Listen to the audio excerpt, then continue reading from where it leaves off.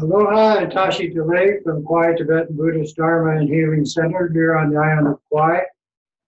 We do this class every Thursday night.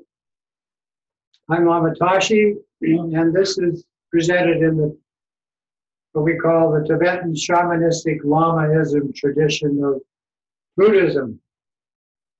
And when we say Lamaism, we're using that loosely because we're all exactly enlightened, we just don't cop to it. We're all Buddhas, that's our nature, that's our natural mind. And in the simplicity of the word Buddha, it simply means a mature human being who doesn't use judgment in their relationship with everybody else in the environment. So the nature of one aspect of your consciousness in its mature stage is non-judgmental. That simplifies shamanism, because shamanism evolves from the word spiritual.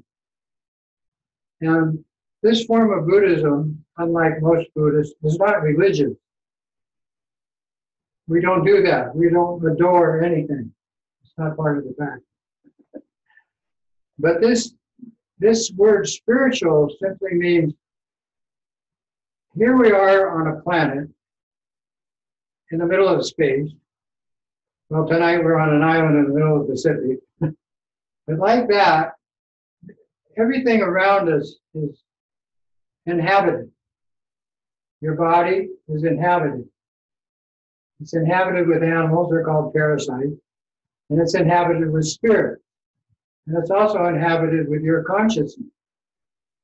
So the body's like a husk, it's holding all these life forms. And the point being is the universe itself, which is supporting life everywhere in the universe, is supporting these animals, humans, and spirit. That's the only three kinds of life forms there are in the universe. But one of those life forms is everywhere. Inside, outside you, everywhere. From the core of the planet to as far out as telescopes want to say we exist, to the smallest particle. And those are spirits. And they're 99.9% of all the sentient beings in the universe. Well, what's the other small percentage? Animals and humans. And where do they come into the movie? Well, they like to inhabit planets like this one. And that's the only way animals and humans can exist. So I'm telling you this because the purpose of this shamanistic practice is to connect to all those sentient beings. And when we do these practices, it's not for us. We're already at the best we can be. Okay? It's for those sentient beings. It's called a puja in Sanskrit. And it means offering. And what do we do? Well, we train our mind to do these so-called offerings in special ways that the spirits can understand and in a relationship to the animals and humans around us, because they're our life support system. And when we do this, we do it in the Sanskrit language, which most Buddhism is presented around the planet through that curriculum. But what is Sanskrit? Sanskrit is based on the resonance of sound of things.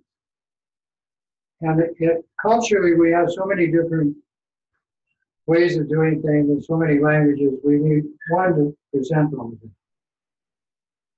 And so we're going to start tonight with using Sanskrit for the basis of these practices, which is on this page. We're going to read this together.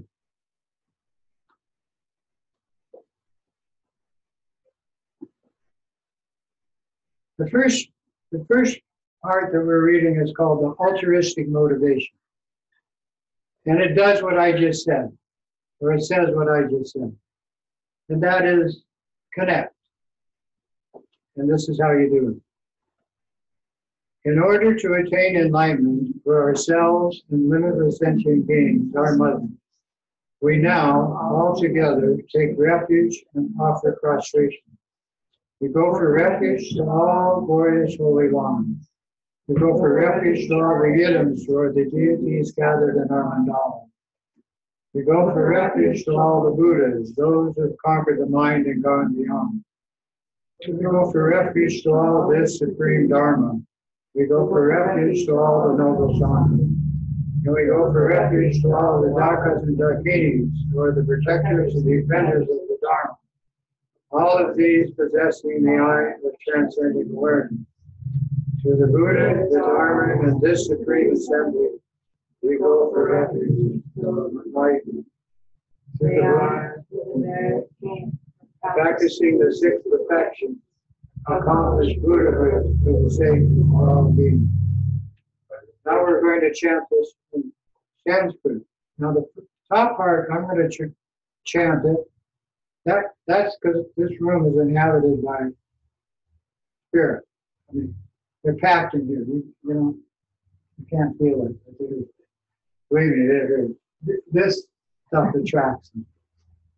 That's what we do.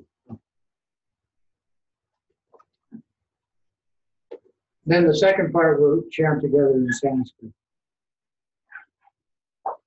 Dardam Joa Namke Dardam Yambe Sanchan Damche Judine Junse Jisi Jenju Nimbo Lachu Kibargan.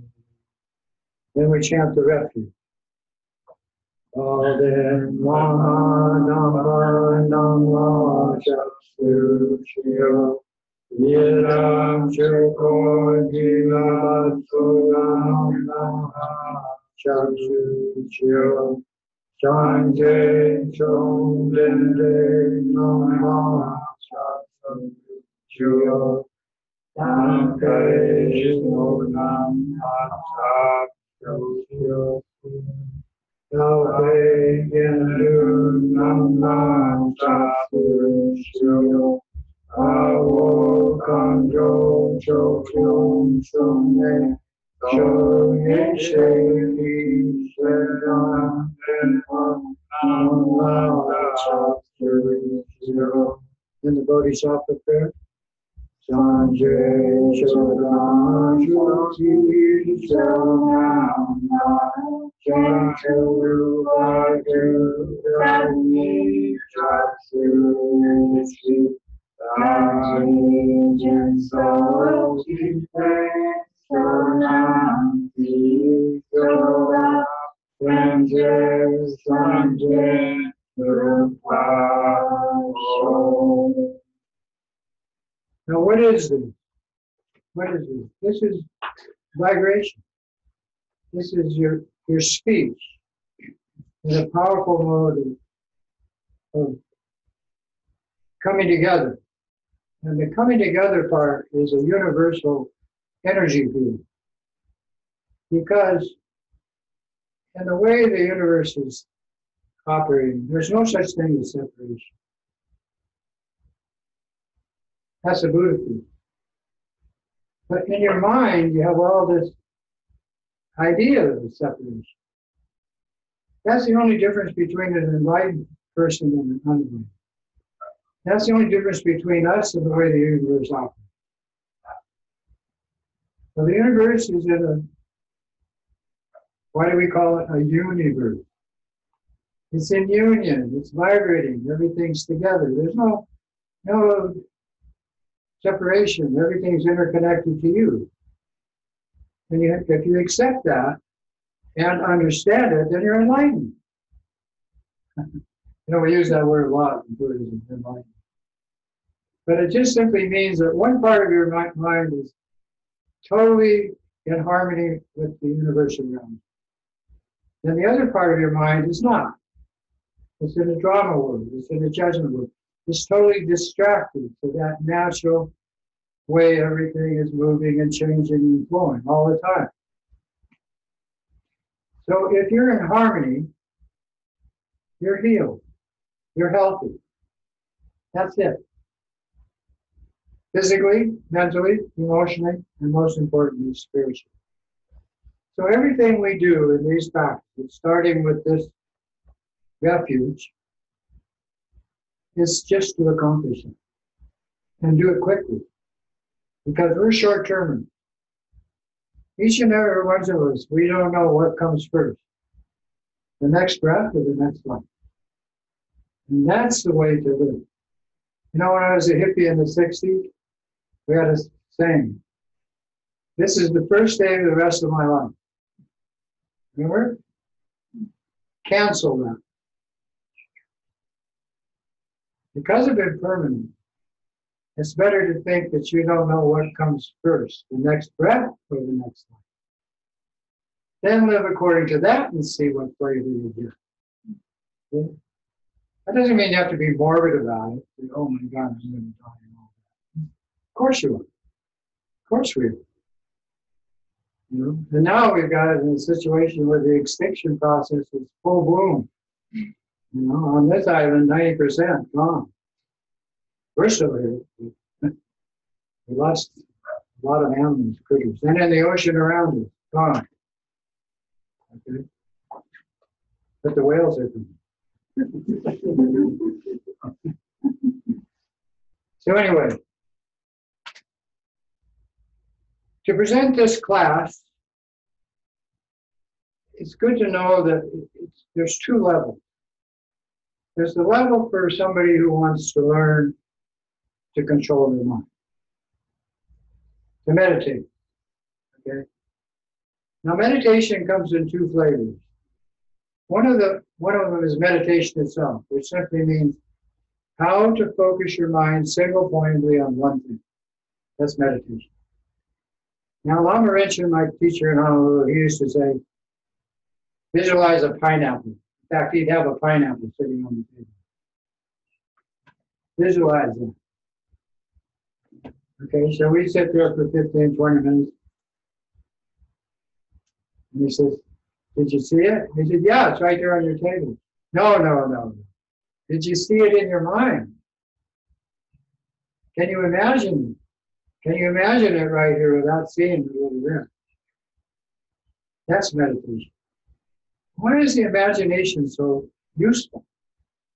Because it starts in here and comes out here. It's like how you got here. You imagined you were coming here. You imagined your ticket, your airplane, your hotel room, everything. Ta-da!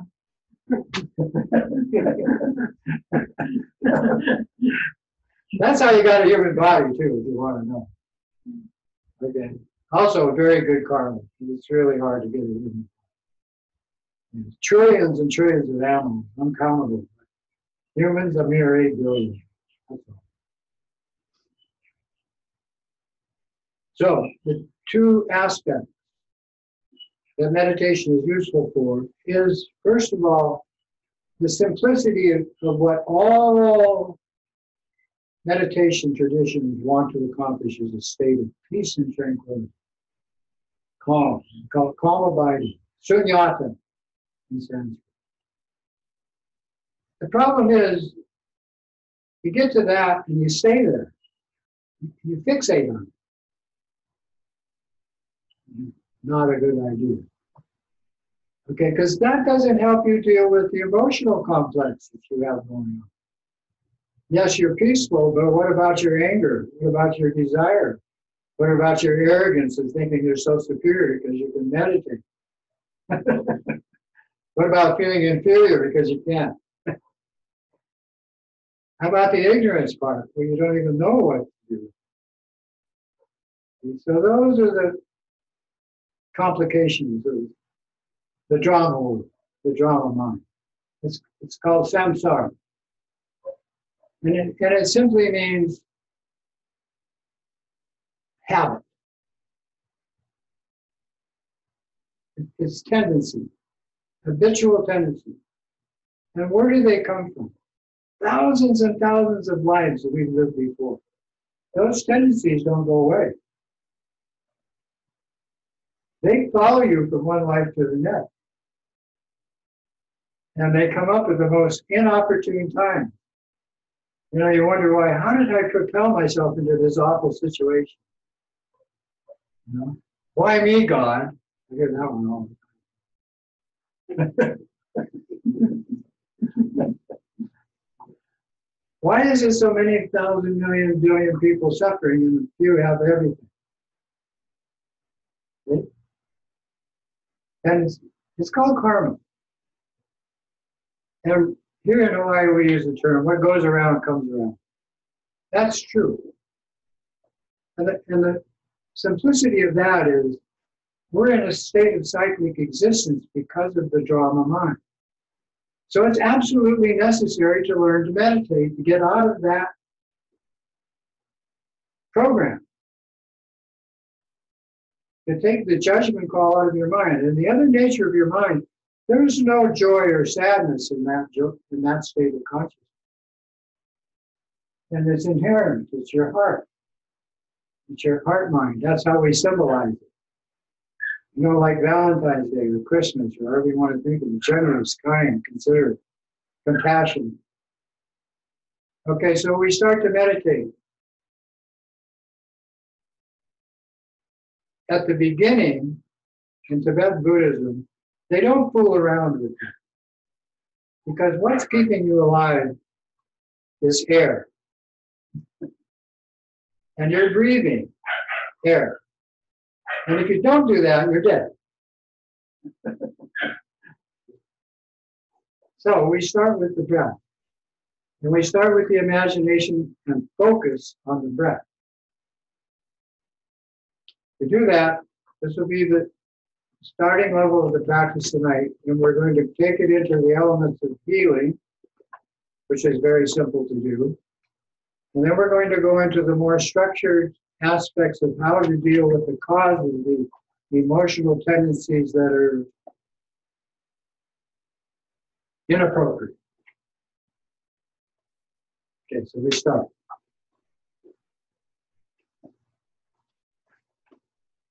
If you can, sit with your back straight or lay down, or you can do it standing or walking. But this is the simplest form. Tilt your head a little bit forward. Mouth closed to start with. Hands in a comfortable position, either on your knees or in your lap. And eyes slightly open, and pick a spot about arm's length in front, about 2 feet in front. Not too close and not at an object. You want to get space and light energy coming in.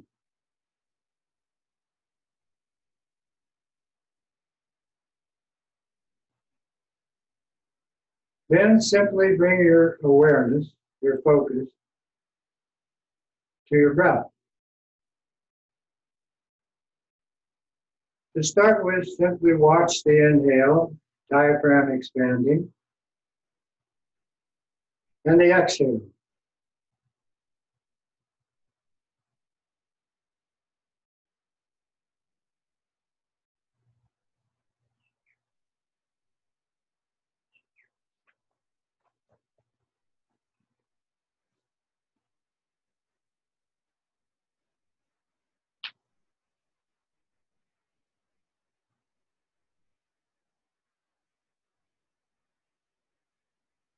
The next step is called the 3 lights prana yoga practice. Using your imagination, you visualize the air that you're inhaling to be white light containing all the elements, earth, water, fire, air, space, all the elements, as white light filling your lungs. The middle breath, called the absorption breath, is visualized as the energy from that inhale changing into red light and flashing through every cell in your body, either in the snap of a finger or as long as you want to hold your breath. The third breath is to exhale out the nose, a combination of these two, and this is called the healing breath. And you visualize it to fill space, to go everywhere. Inhale white light, fill your lungs. Energy absorption breath, red light through your body. Exhale those two together out the nose. Blue light is space.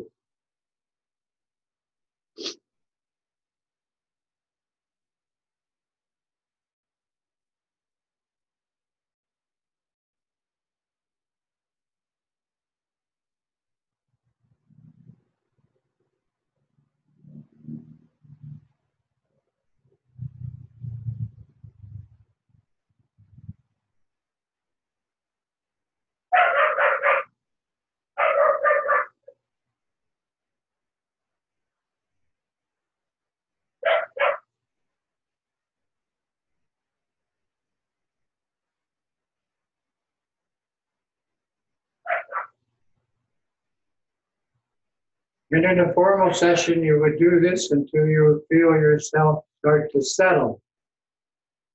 By that I mean coming into a place of calm and peace and tranquility, detaching from the worldly activities of the day.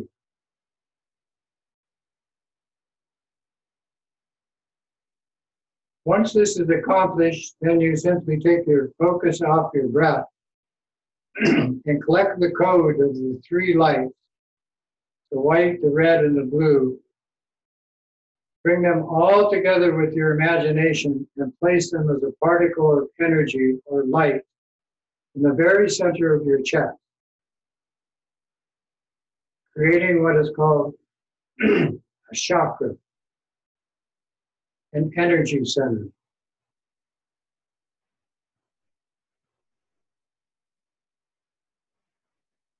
Hold your focus to that point and feel it connect that particle of energy or light to the infinite light throughout the boundless fabric of space.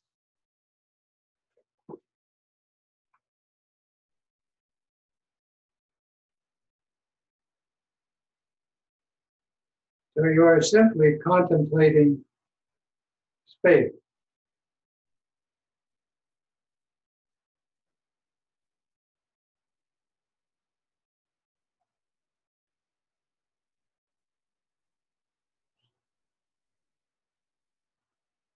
Keep the mind clear in this position.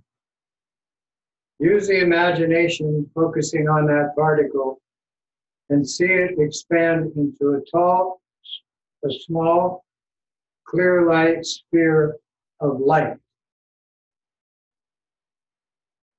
No bigger than your thumbnail. Right in the center of your chest.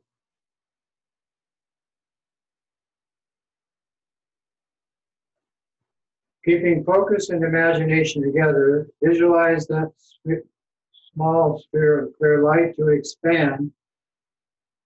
And as it expands into a four-sided pyramid with a base. Again, about the size of your thumbnail. Looks like this. Label it fire.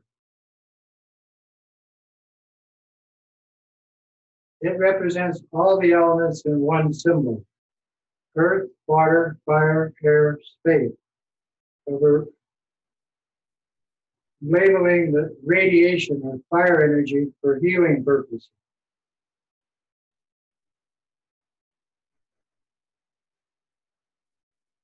Then with your imagination, take that small pyramid, red pyramid, and see it exit out the front of your body and up before your eyes where you started your practice.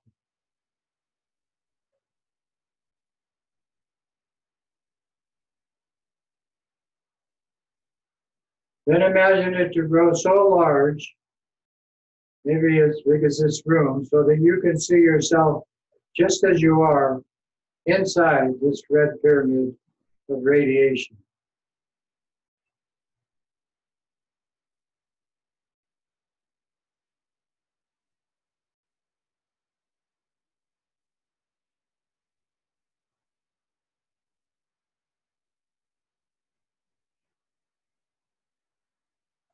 The full life force of the elemental energy into your physical form.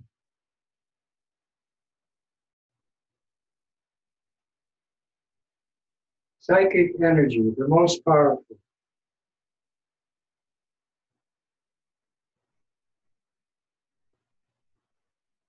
Then share it. To do this, you simply imagine this pyramid that you are using for this practice to expand in size until it completely encloses this island of Kauai and surrounding ocean, or your town or your city where you live, the area where you're doing your practice.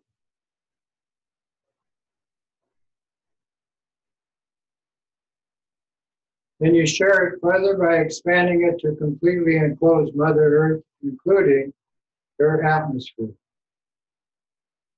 inside.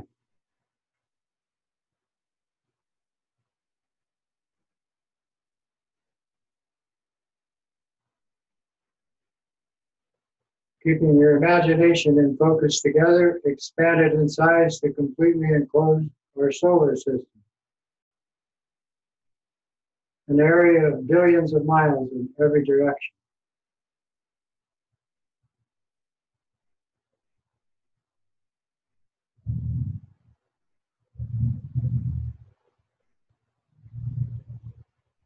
The next step is to expand it in size to completely enclose the galaxy, our spiral disc-shaped galaxy.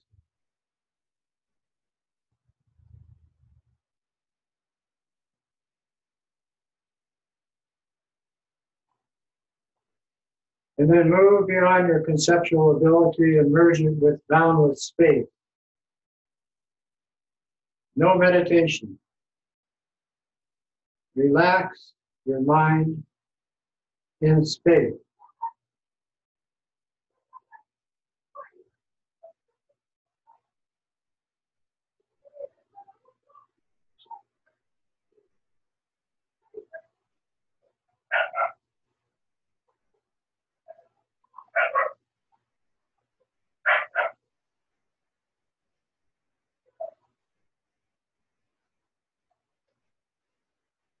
From this mother element, you return with the fire element, the four-sided pyramid enclosing the galaxy.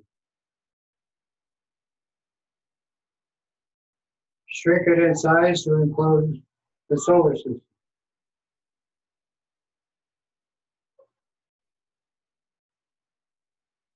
Smaller and smaller to just enclosing Mother Earth.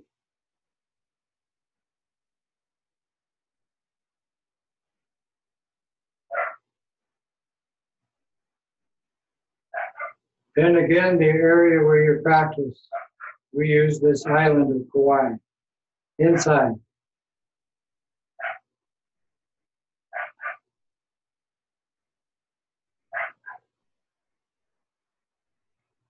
Then reduce it to the visualization of just your body sitting inside.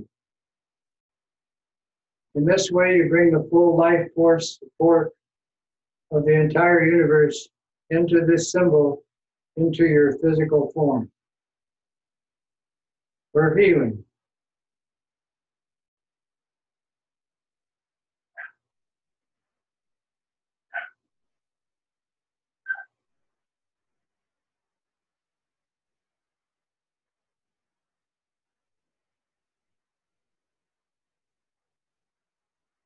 Then return to the original small size with the pyramid in front of your eyes. Bring it to chest level and into your heart chakra.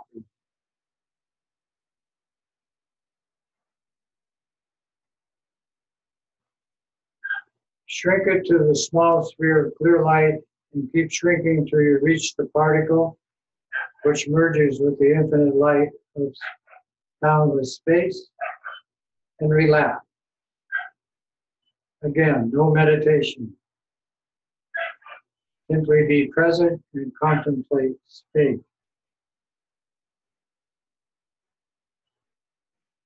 There's no sadness or joy in space.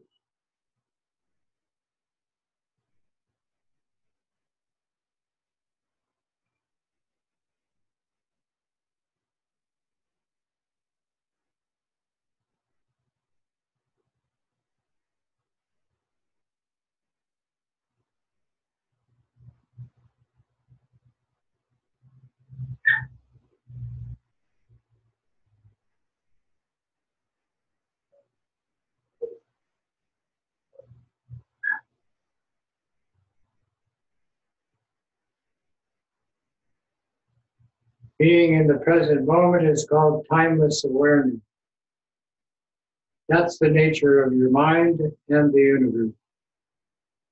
Return with that awareness strip in front of your eyes and spread it into this room and give all the results to everybody else.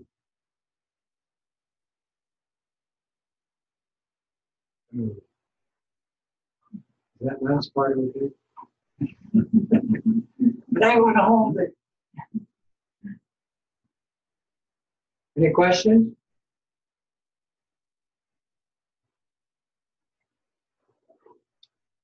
This meditation is taught grade school, high school, college, and university in the United States and Canada.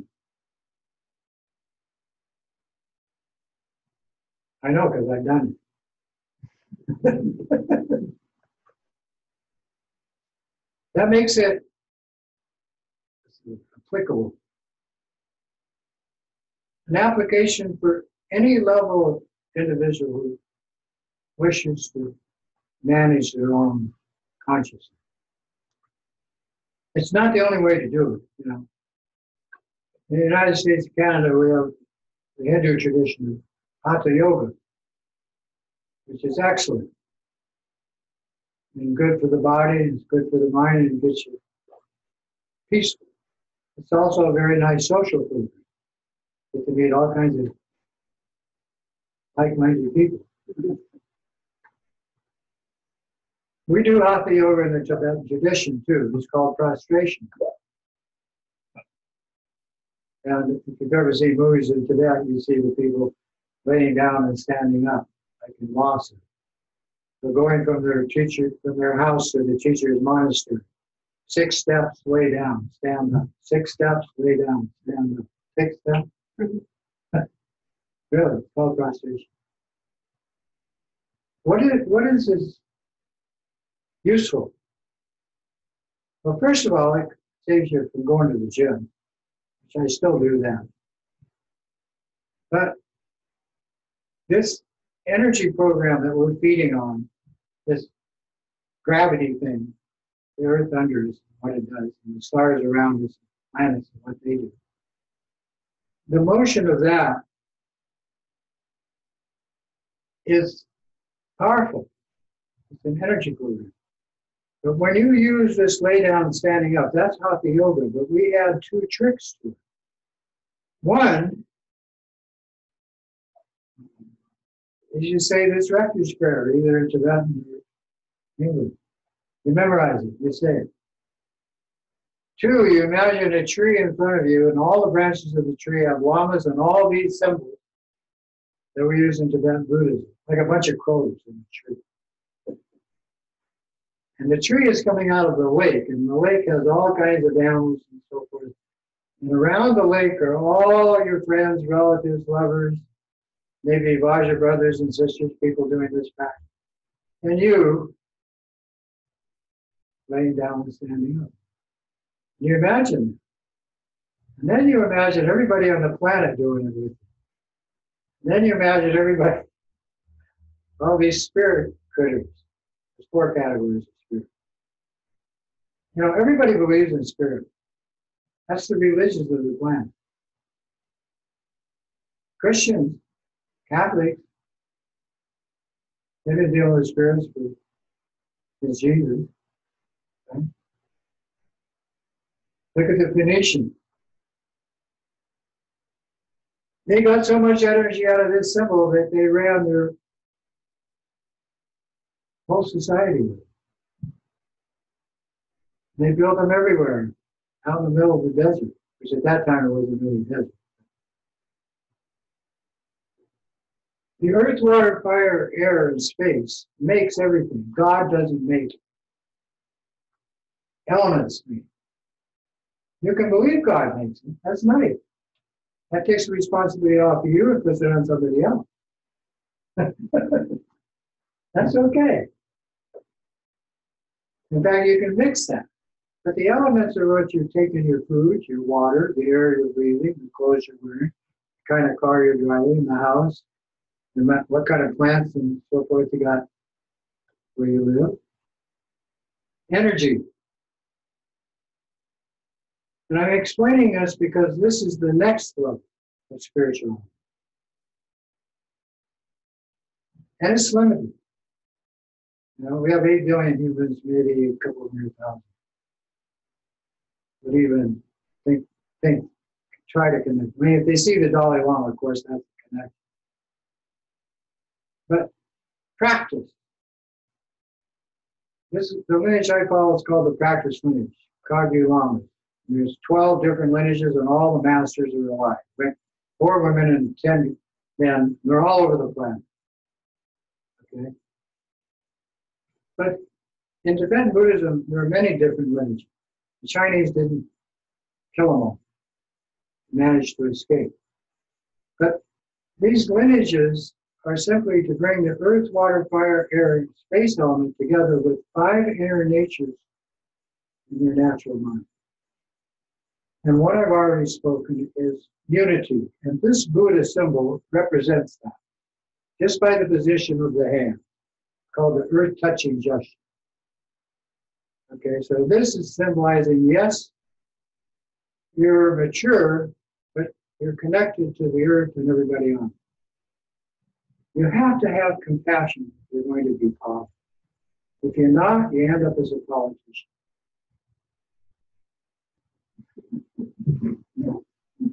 I have this.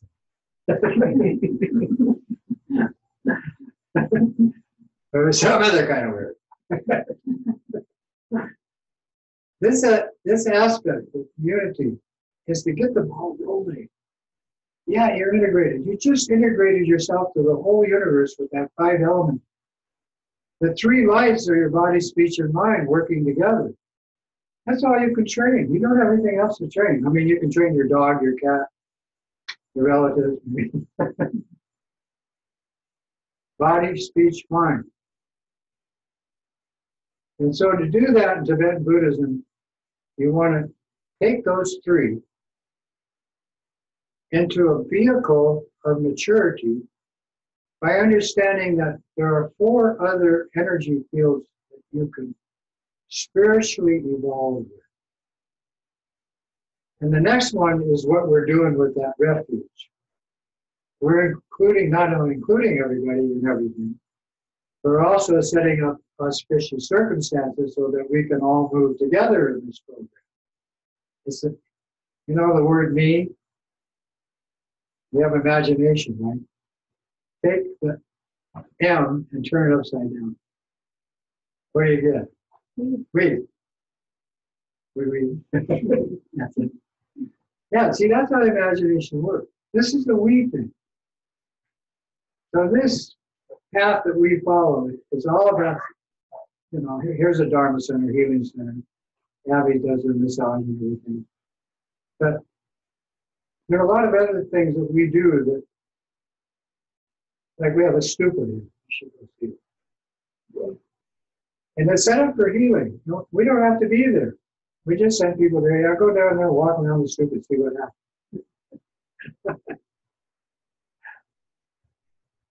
Keep your mind open. It's a nice spot. There's a beautiful beach 2 miles down the road. Walla Beach. But this next level of spirituality is to include the unity, the working to bring everybody into this so that they understand they're in union with you and everybody else and the environment. Number 3, that the mind has 2 natures and you can connect to the other nature anytime you want. All you have to do is take out the judgment column. You don't have to study in a monastery for 40 years. I mean, I did it for 5 years and we just came back for, that's the hard way, isn't it? Gives you a vacation. The 4th is understanding equality. But not that everything is equal, but that you're emotionally stable in the process of being equal. That's called equanimity. And the Tibetans use the term one taste. It's like all your food has one flavor. That's equanimity. No high, no low, no good, no bad. no joy, no sadness, no fear, anxiety, depression. Gone. Can you imagine that? Yeah, that's a Buddha feel. If you can imagine that, that's it. You just have to imagine it. By imagining it, you'll eventually realize it. By realizing it, you'll be living it. Then there's one more. In our practice tonight, we deliberately use codes, light codes. 3 colors. Then we have these 5 elements. This is a code. This isn't a law. Yeah. When you're meditating on colors, I wasn't seeing colors. I was just kind of thinking, I wasn't really thinking. Think of graphic art. Think of printing. Think of a painting. A painting is a code. This is how they painted in Tibet. They've been doing this for 1,000 years. They made their own brushes, paints. They brought the Chinese silk in. They did all this by hand. These are called tonkas. Okay, but if you don't use color codes in your mind, you're not connecting to nature. Because nature is only color codes. The sky is blue, the plants are green, the sun, whatever, the stars are, the moon, with color codes. So we take these color codes and like apps on your cell phone. Exactly, they're applications. And we learn how to use these apps. We don't have to have a cell phone. The mind is the cell phone. Throw that thing away. This is a distraction. Not only that, it's a distortion. Everybody's looking at me in 2D. I'm not 2D, I'm 3D. I have depth. Here I'm a virtual llama. Here I'm the real deal. Yeah. Not only that, what they do with these gizmos today is just like, oh, you might as well be politicians.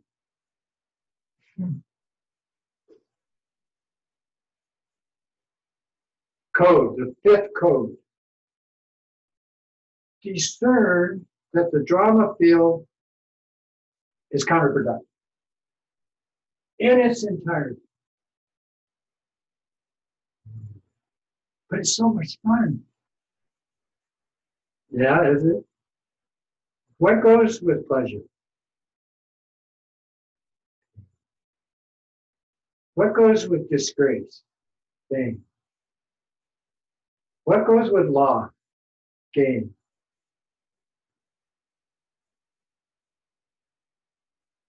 There's one more. Praise. Blame. Pleasure and pain, loss and gain, disgrace and pain, pleasure and pain. Those 8 worldly dramas control 8 billion humans. And they all start with the idea of this is good and that is bad. And then we have religions which say this is high and that's low. And if you don't believe that, go to India or Honolulu. So what to do? We take these same color codes of these elements, which each one would do in that meditation exactly the same way we did the fire. So if you think you need more earth, you don't have to eat more food, use the earth element. If you need more water, you don't have to go on a water fast, use the water element. If you need more fire or you need less fire, maybe you got the flu or something, you're hot and cold to run in the mud, use the fire element. If you have a prana breathing problem, like cold, whatever, use the air element.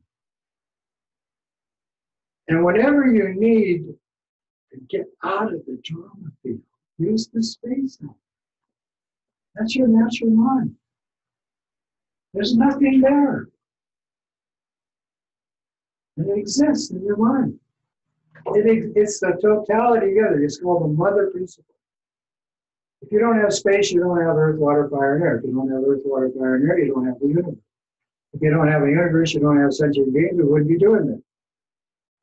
The sentient beings are the cause of us doing it. We're already okay with the universe. That's challenging. So, along has helped us to make this chart. This is graphic art. This color code for the elements came actually 5,000 years ago from Tai Chi Chuan, which is a woman, just like Zen Buddhism, founded by women. Tibetan Buddhism, the first Lama was a woman. Okay, they don't want to tell you that. Can we slip a page using the same color code? Come in, grab a chair. Hi, Nance. And when we use this color code, we're basing it on the elements. Inside is where you have to practice. This outside world is only for healing, is symptomatic. All medicine is symptomatic. You want to cut the cause. You want to treat the cause of the disease. You know? And the cause of your disease is your emotional program. So you want to create a logarithm. Did I say that right? To replace that. So we take this 5-color code, and this is your hatred, anger, which is simply aversion. We take your pride and jealousy, which we think you're inferior. We take your stupidity, because you really know everything. We take your lack of self-caring, inferiority or whatever that, arrogance, to make it equal. There's no, arrogance is from religion. Okay, well, politicians have it. And then finally, your desire. This is the hardest one. Of all your tendencies that you brought forth in your past life, it started with mother's kiss. It came out of the womb, and you have a touch. Come here. And it escalates. So even the littlest bit of attachment to something grows on its own. First, it looks good. Oh, that's good. Then, I want that. So now you have desire. Now you have 8 billion humans. And it grows and grows and becomes lust. Now, lust is a state where there's no fulfillment. It's like 1%ers never get enough. You know what 1% is? They don't know how much they have. Extremely well-off people. Never get enough. It grows. You want to discern attachment is based on your judgment call that that's good. You want to discern that. Then you move away from that into your space mind, where there is no judgment call, and relax.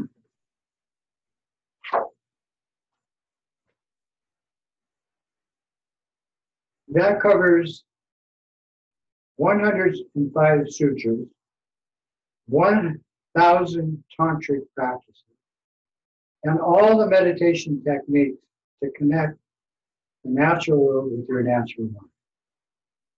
What's the argument to choose to do this? What? Choose to do this. Choose to let go of attachment and all. Well, it's emotion. So that Automatic pain and suffering. So that you will not experience negative emotion. All of it. In its entirety, in infinite volume for every single one of us. Does that answer your question? I can look at a sea of people, and out of my arrogance, I can know that They are suffering at least 1,000 times more than I am out of my arrogance. So I got something to work with. Attachment, not so much of a problem. Anger, it arises once in a while. Jealousy, not at all. What's to be jealous of? But the arrogance, called divine pride, it doesn't exist. It's a concept. And all of your emotional program is simply concept based on judgment.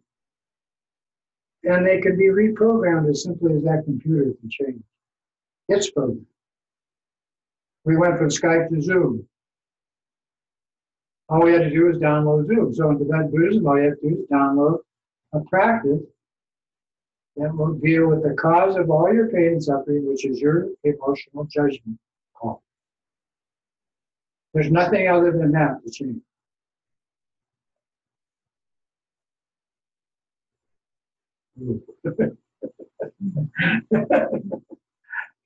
That's out there. Is that out there?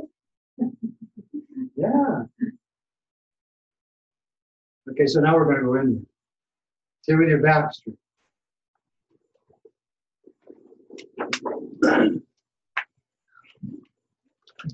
Spirituality is for the spirit.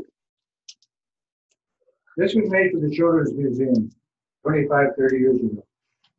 A wax painting from a military map printing machine we got in. But this is Manjushri. It's also in that Tonka we got from Tibet. But it shows this human life form with the sword and a lotus and a text by his left ear. Okay? And he's reddish color. That's why I put it on this dress. Look at the right color. Okay, so I'm just showing you this. Why? Because you believe this movie to be real. We do. And we share this reality out here. All of it. And because we share this reality, and some of us have more power than others, we can change the reality. And we do. And you do, we do. How come everybody else does?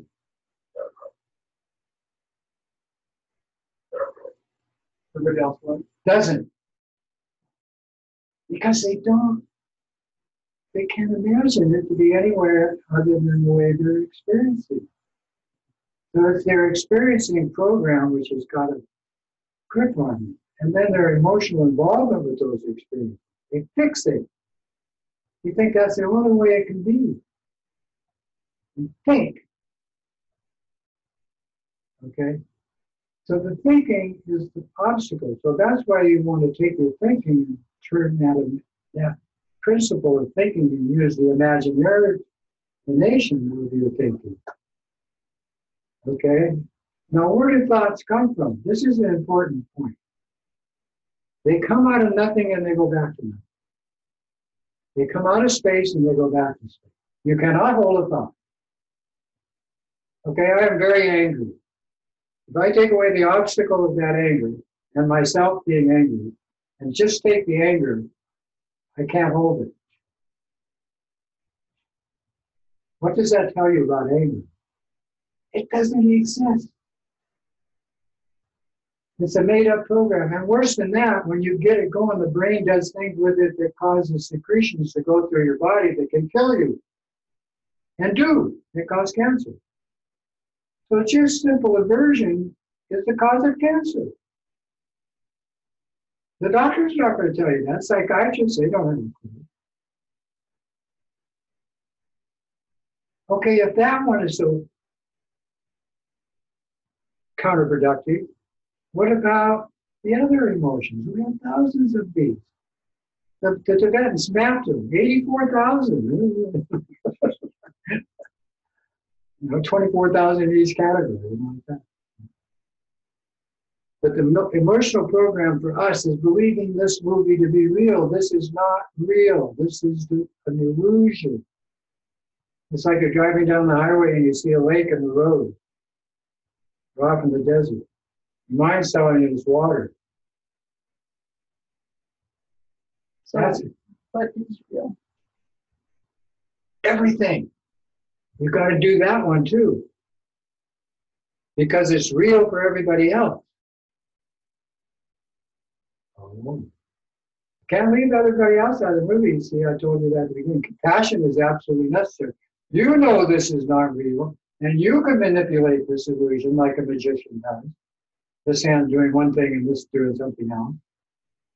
Like politicians. They're illusions. You got to get that. You got to get this. It's just a 3D movie. You're in it. You know, it's like going to a movie theater. You got to duck when it's coming. Or it's real for the other person. Yes. And therefore it's real for you. But their reality is not your reality. That's where we start into the news. That's why you're in this class. That's why you have the right tendency. You've been doing this for thousands of lifetimes. If you didn't, you wouldn't have the inclination to come to this class. You also wouldn't have the ability. Well, here we go. You wouldn't have the leisure time, and you wouldn't have the support to practice meditation. Those are the four gifts. You have the inclination, you have the ability, you have the leisure time, you're on vacation. I'm always on vacation. And you have support. The support is the environment. The support of what all the people you're in harmony with, all the animals you're in harmony with, and all the spirits. These statues are packed with spirits. These are not ordinary statues. I didn't buy these statues. They showed up. Okay? It's almost like a woogie game. No, there's a statue at our front door. Where did it come from? I don't know. And we find out eventually. Then that Lama shows up and says, we got to do something with this. We got to put all kinds of stuff inside. The stage days, and you know, so they're all woogie. But that's for the spirits. The spirits is in there. Are they, like, in the sense that you're speaking that they're present? Is it that you feel them and feel their energy No, coming through? I don't. You do. We do. As soon as you walk into this house, as soon as you walk on this property, there's a presence, there's an energy field. And it's not just one thing that's going on this property. It's not just the kind of plants that are on the property. Like, I just spent a couple of days putting compost in the ground around all the plants, chocolate. Now we just ordered Texas wrigglers, thousands of them, little critters. We're going to take them and put them in the ground. And they're going to eat the earth. That's energy. So basically, places have energy, what you're saying. Everywhere has energy. So if you feel, say, you know, But some areas are not so nice. You don't want to go into a war zone. You don't want to go into a city. if you transported this to a city. Well, we have one of these right in downtown Honolulu. Convention Center, packed. You've got Haven.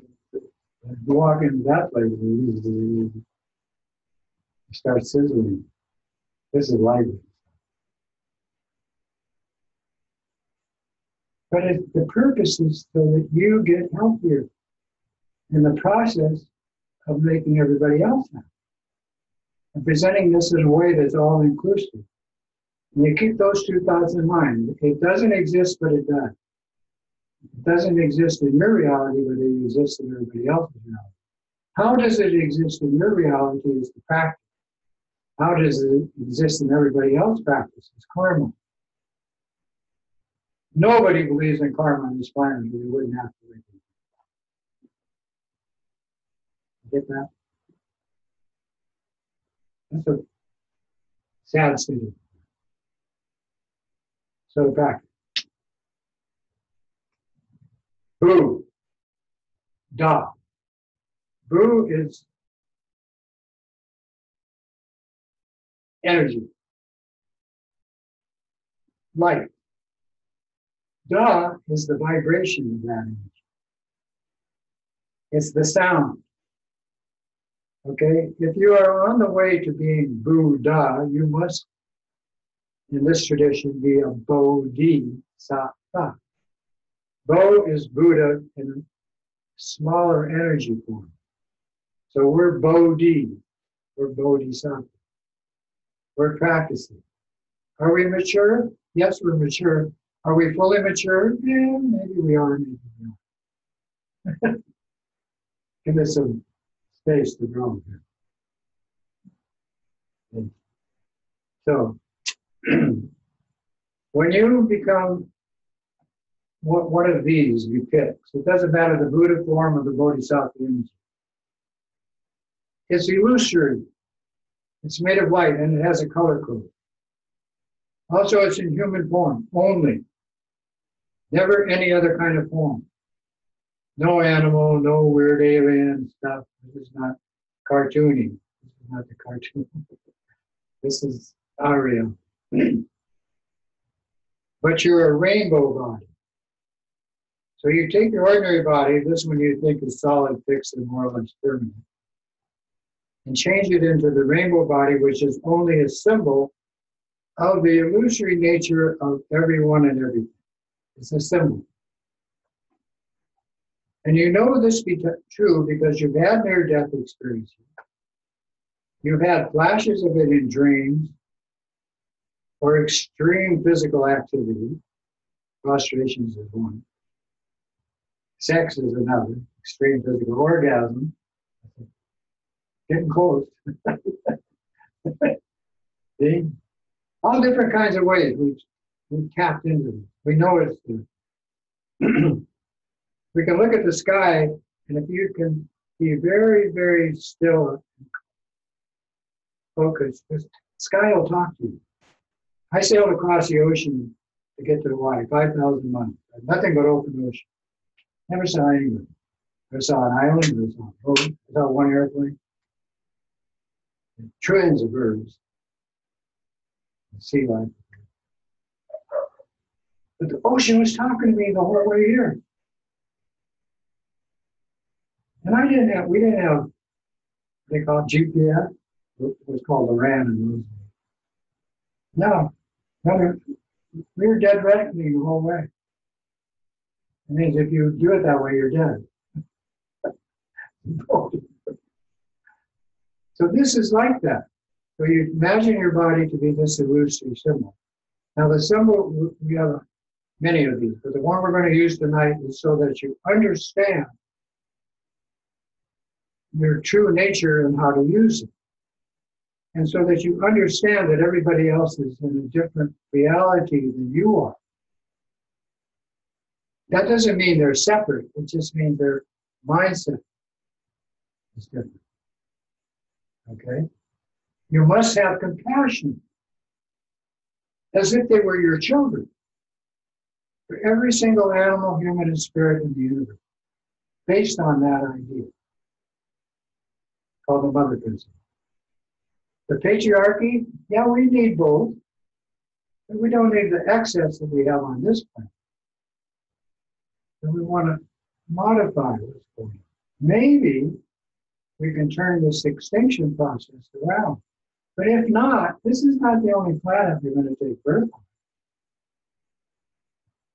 on. In this solar system, this galaxy, there's 10, 20,000, as nice as this.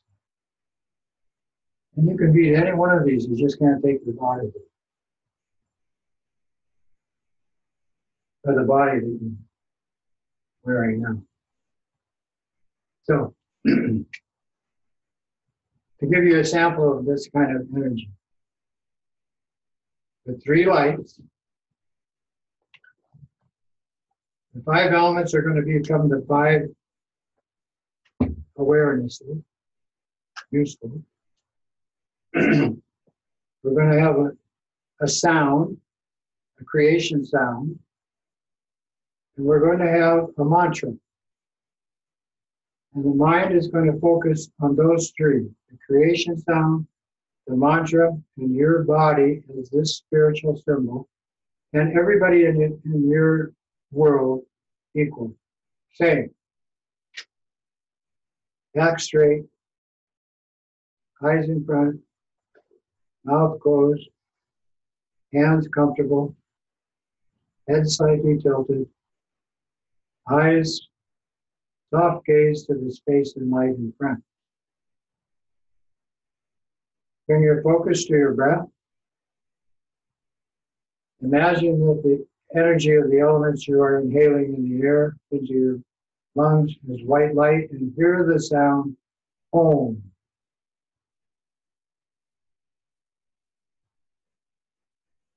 The energy of that passing through your body, of red light through the cells in your body. Hear the sound Ah. That's the sound of energy.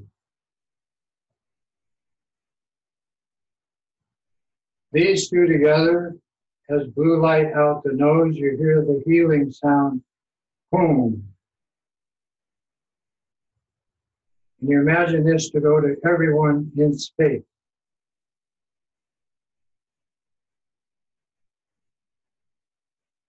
Inhale white light, hear Om. Energy absorption through the body, Ah. These two together as blue light to space, Hum. That last sound is H-U-M or H-U-N-G, either way.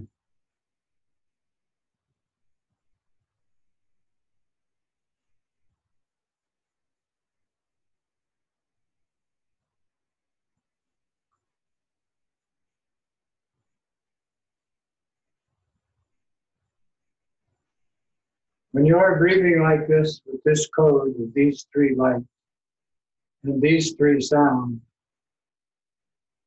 there is a transmission of all the lamas on the planet mindset to you. It's like downloading Zoom on the web.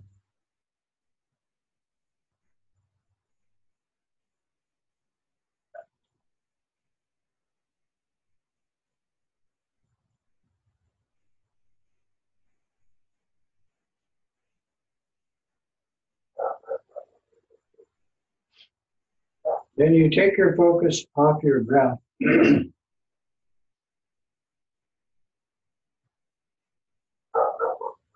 And visualize the Lama, man or woman, who is giving you the wisdom instruction to be in front of you. And visualize from the Lama's forehead, white light comes into your forehead.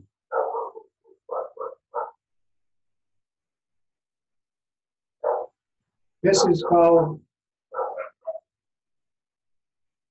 the wisdom transmission of the symbol of the deity. It's like a permission. Then you visualize red light from the Lama's throat coming into your throat. This is the empowerment for the mantra.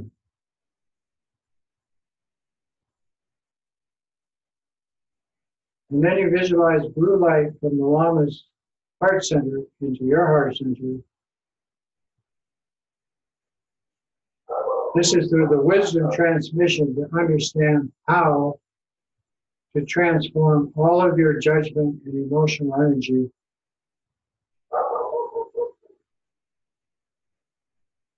into voidness,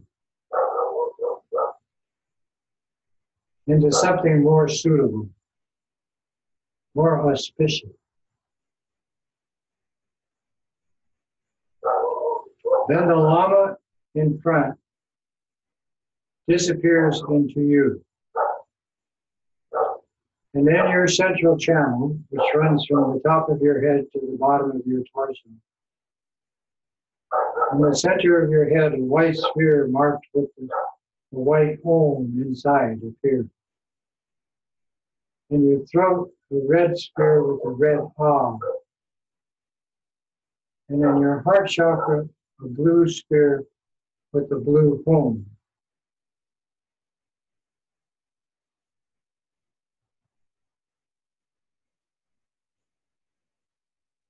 With this transmission, you gather these three spheres into one. So you simply visualize the white sphere moves down the central channel of your life force and merges with the red sphere in your throat. These two together move down and blend with the blue sphere in your heart chakra. These three together become the seed syllable or creation sound of the mandala or deity yoga you are about to perform, which is called Manjushri. This blend of these three codes is this sound. Looks like this. And it is D. Okay, it is the sound of light. It's simply a U with a hook word. Make it simple. Place that in a 5-colored sphere inside your heart center, your heart chakra, in the center of your chest.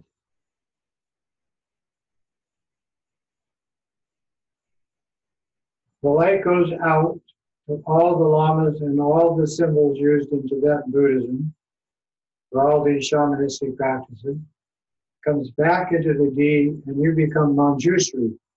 So you transform your ordinary body into the rainbow body of this young, smiling, healthy male deity, made completely of light with a blazing sword in the right hand, symbolizing cutting through ignorance, and the left hand with the ring and thumb holding the stem of the lotus that holds the Prajnaparamita Sutra on it by the left ear. That sutra proclaims that all form is emptiness and all emptiness is form.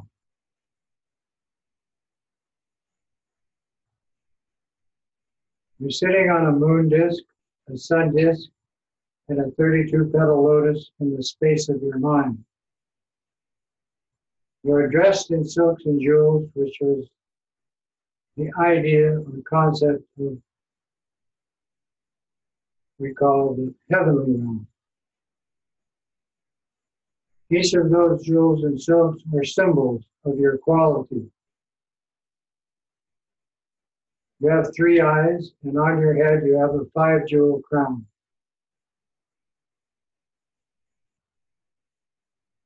When you can see yourself clearly as this rainbow body, this holographic body, then project it to the mother who created you, whether you knew her or liked her or not, sitting life-size in front of you, facing you. Then project it to your father and all your relatives, all your lovers, friends, even your enemies, adversaries. And building a mandala of light and light forms projected to the 8 billion humans on the planet today.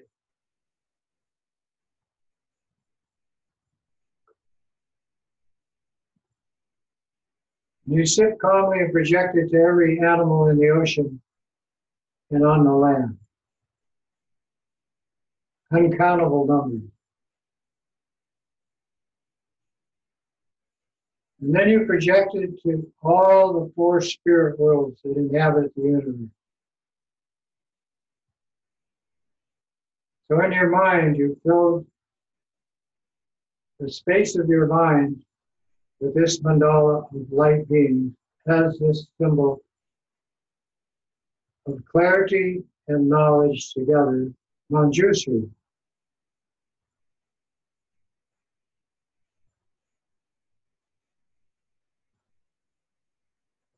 When you've accomplished this,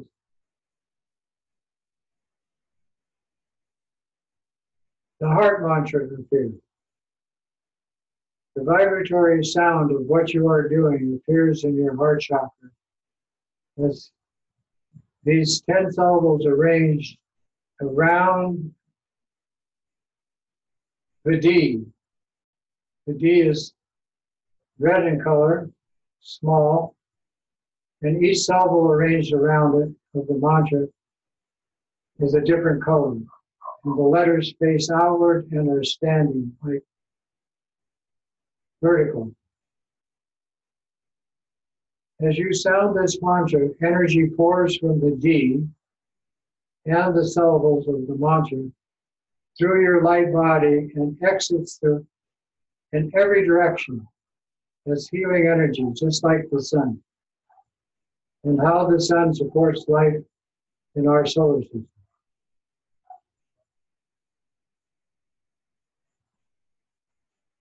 Now we say the mantra, visualizing the D, the mantra, and our whole mind filled with the symbol of this deity.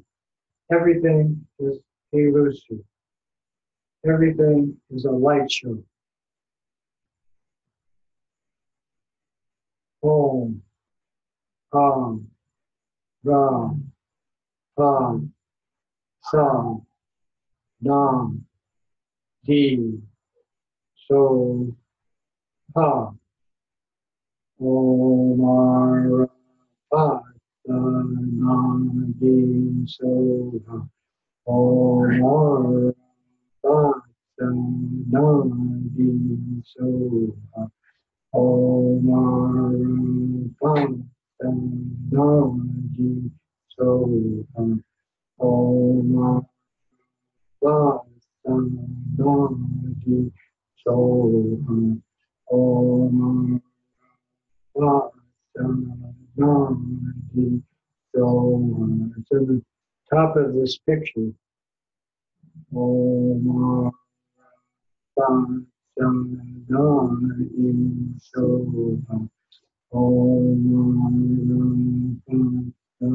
Nadi, so Om Nadi, so Om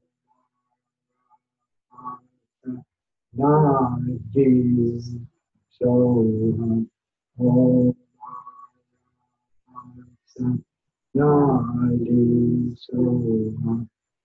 Om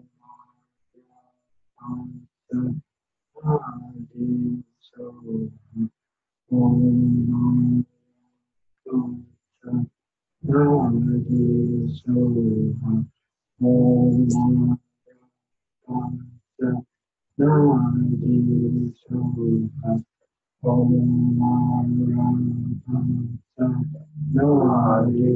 Nadi, so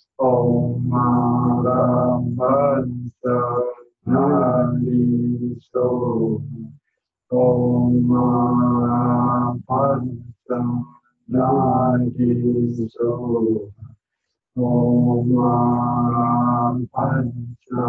so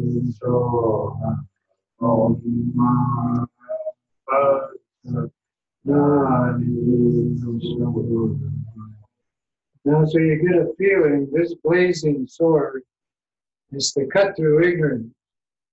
Ego fixation is ignorant. Cherishing the self is ignorant. Judgment is ignorant. And at the same time, connecting to the reality that all form is a light show and all light is form. And that sutra is presented in 100,000 stanzas to say that in 100,000 different ways that apply to the reality of our drama world. In any case, you're Manjushri. Everybody in your mandala is Manjushri. Hold your right hand up like this. Extend 2 fingers. Take your left hand and touch your ring finger. And chant the mantra. Om Nadi, so Om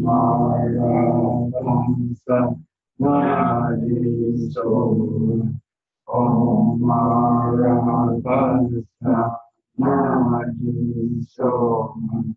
Om Arabhasa Nadi Soma. Om Arabhasa Nadi Soma. Om Arabhasa Nadi Soma. Om Arabhasa Nadi Soma. Om Arabhasa Nadi Soma. Om Arabhasa Nadi Soma. Shobha is added to the mantra. The spa in Sanskrit, which simply means the energy of this is always increasing and penetrating the drama reality. It's for everybody. And in your mind, all the beings are the same symbol as you. And in that state of equality, the illusoriness of everything can start to take hold in your consciousness and your central perception. How you see, how you smell, taste, touch, and hear.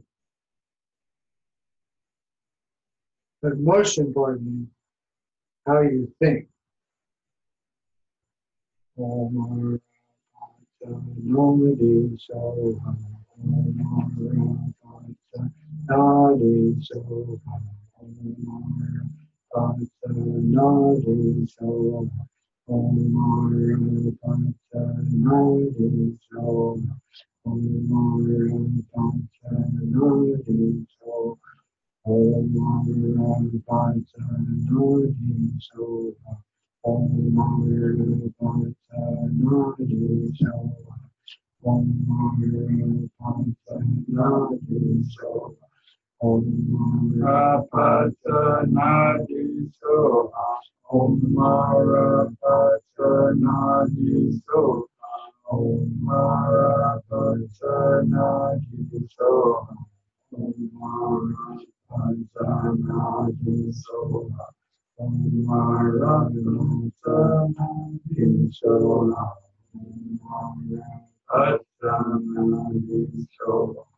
Om Nadi Soham.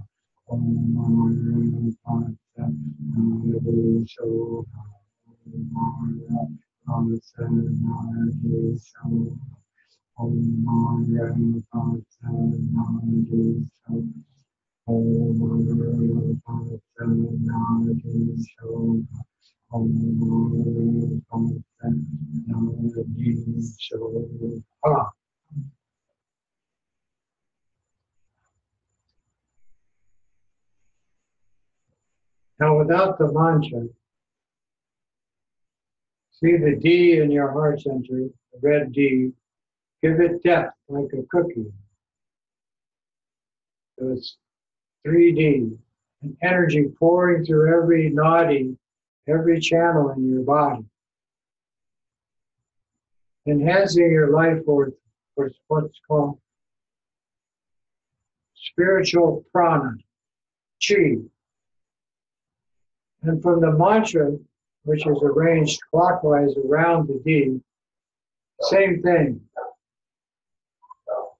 And as you chant the mantra, this energy with the sound of your speech spreads outward into this reality. So you start to blend your inner mind, your inner reality, your heart, with the outer reality out of compassion, concern for the well-being of everyone. No one left out. And as you do that, you understand that these 6 realms are based on 6 emotional